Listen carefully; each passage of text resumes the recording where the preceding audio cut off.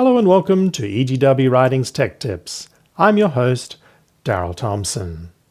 Thank you for joining us for another one in our series of the EGW Writings 2 app on the iPad, and where we're learning how to use all the forms, functions, and features of the app. Today we're going to take a look at listening history.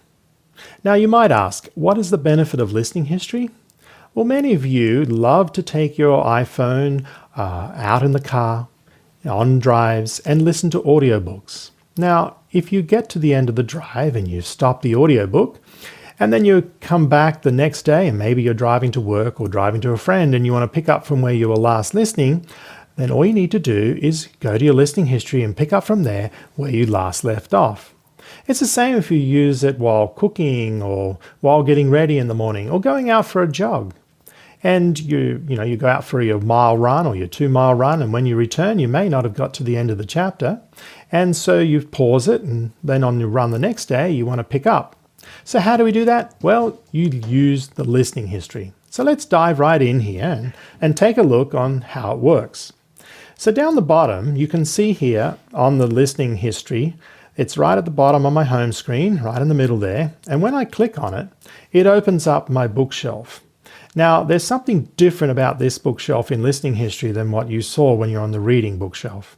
And that is a time code at the bottom. So you can see here at the time code where it says 1 minute and 32 seconds.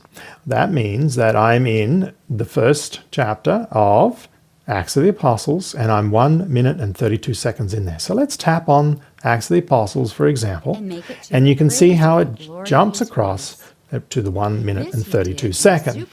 Now, if I happen to pause that, you notice it paused at 1 minute and 40 seconds.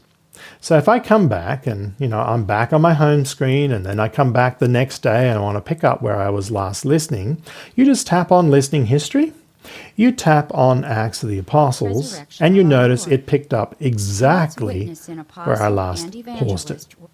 So that's simply how you use the EGW Writings listening history to be able to navigate through your audiobooks and be able to come back every day to the last location that you were listening to in the book. Thanks for joining us. Be blessed. Have a nice day.